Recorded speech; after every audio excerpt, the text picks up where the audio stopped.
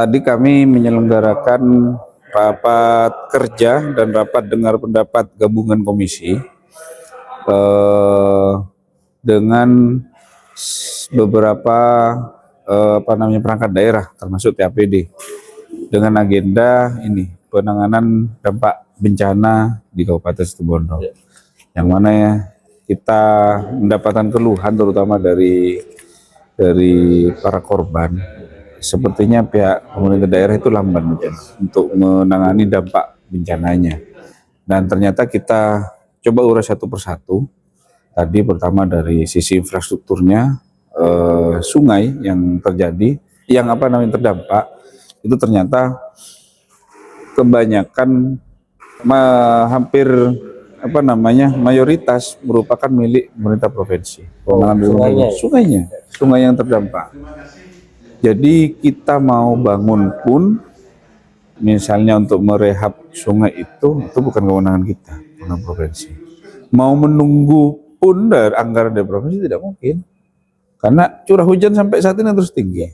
Maka salah satu yang bisa dipakai adalah kita paling tidak memasang bronjong atau membangun konstruksi yang sifatnya darurat untuk minimal bisa meminimalisir dampak susulan, misalnya curah hujan tinggi kembali misalnya.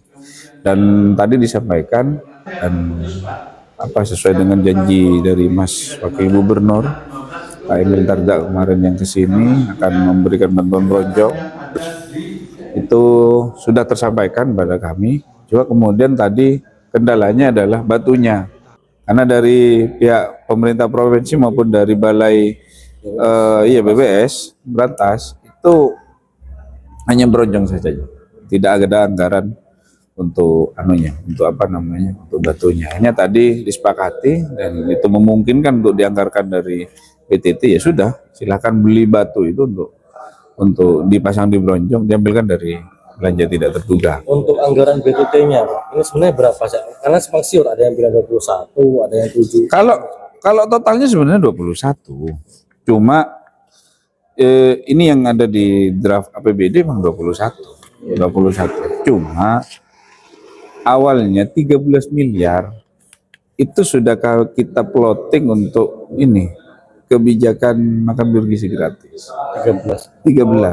Efisiensi ya. Iya, 13. Jadi misalnya ada instruksi kepada Pemda untuk harus support di MBG, maka dana itu yang dipakai. Tapi toh namanya ini masih di pos bencana, enggak apa-apa lagi laksanakan. Iya. Jadi kalau 21 kurang 13 ya sekitar itu 7 yang ada. Tapi kami lihat kebutuhannya kalau cuma 7M insya Allah udah sampai lah. Termasuk misalnya untuk pemberian bantuan kepada korban, bantuan rumahnya misalnya. Terkait rumah ini yang direkam berapa? Tadi disepakati 15 juta per rumah yang rusak berat.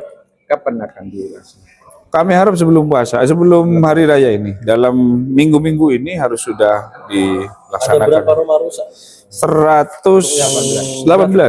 Itu berat. 118. Yang akan dapat bantuan. Yang menengah, yang sedang, yang tinggi enggak?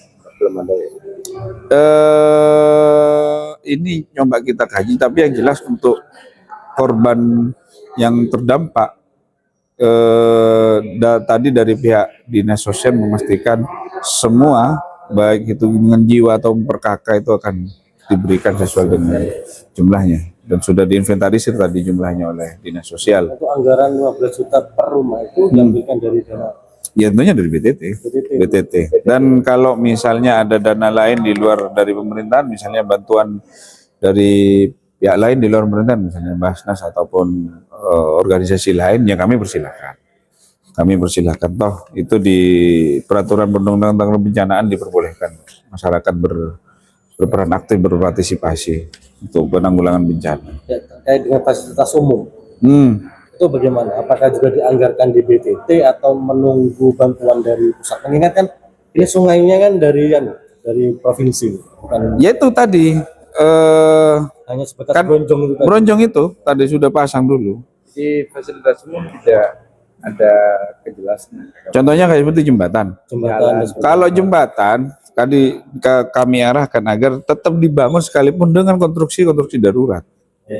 Konstruksi darurat silakan bangun, ambilkan dari BTT, beda ya. Konstruksi darurat dengan kondisi dengan konstruksi permanen beda kan.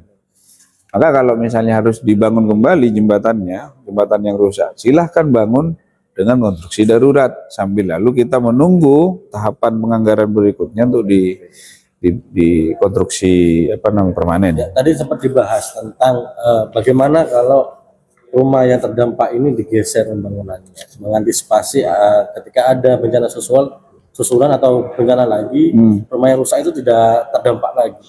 Seperti apa tadi keputusan? Nah, itu kami meminta kepada BBD, terutama untuk rumah yang akan dibantu, coba dianalisa apakah secara analisa kebencanaan kira-kira rumah itu masih bisa ditempati kembali tidak. Kalau misalnya tidak bisa ditempati kembali, maka kami arahkan tadi coba cari tanah di sekitar itu yang merupakan tanah milik negara ataupun milik pemerintah daerah sendiri yang mungkin bisa ditempati sebagai bentuk relokasi dari rumah itu. Dan nanti berarti daerah meminta tanah itu. Iya, memohon lah. Memohon ya. Fasilitasi ya, memohon untuk bisa ditempati. Untuk relokasi itu apa harus di sekitar tempat kejadian atau mungkin bisa di tempat yang lain yang Nanti tergantung ketersediaan tanahnya. Dan juga tergantung petani yang kemudian peternakan sendiri seperti apa? Kalau untuk pertanian itu tadi disampaikan oleh pertanian itu bentuknya adalah pemberian bantuan bibit sama pupuk kepada pemilik lahan yang terdampak. Berapa jumlahnya Pak? Per hektar hitungannya atau? Itu dinas yang lebih paham.